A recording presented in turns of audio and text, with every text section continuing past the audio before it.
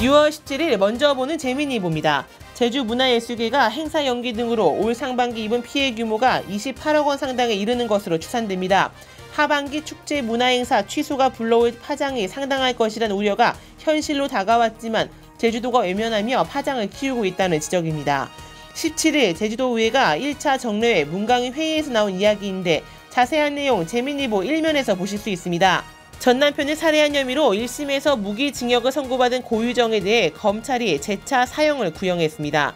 검찰은 피고인은 자신의 살해 욕구를 충족시키기 위해 3개월 이내에 연속적으로 2건의 살인을 저지르는 등 연쇄 살인을 저질렀다는 점을 구형 사유로 제시했습니다.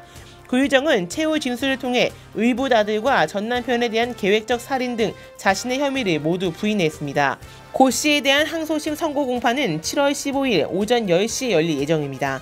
자세한 내용 재미니보 사회면에서 보실 수 있습니다. 비상품 감귤 유통을 조장한다는 지적을 수용해 제주도가 솜방망이 처벌 규정 강화를 추진합니다.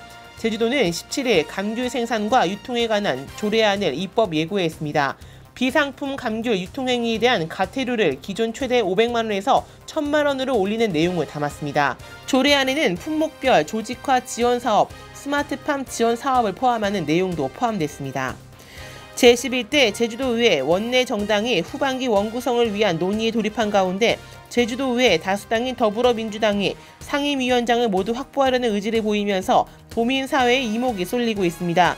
더불어민주당 소속 일부 의원들이 후반기 원구성을 앞두고 제주도의회 7개 상임위원회 가운데 교육위원회를 제외한 6개 상임위원회 위원장을 가져와야 한다고 주장하고 있습니다.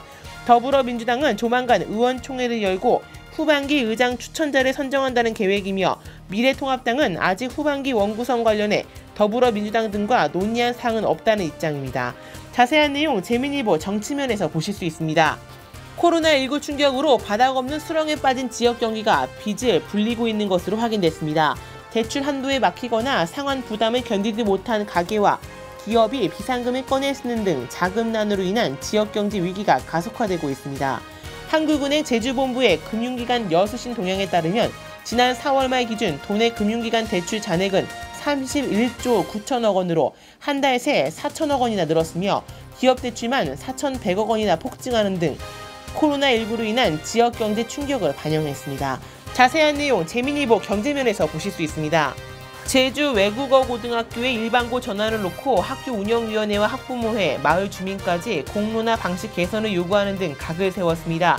제주외고 운영위원회, 학부모회, 제주외고가 위치한 애월읍 고성 1리 마을에는 17일 제주도교육청 앞에서 기자회견을 열고 이성문 교육감 공약을 위해 추진되는 제주외고 이전을 위한 일방적 공론화를 즉각 철회할 것을 촉구했습니다. 자세한 내용 재미니보에서 보실 수 있습니다. 지금까지 먼저 보는 재미니보였습니다.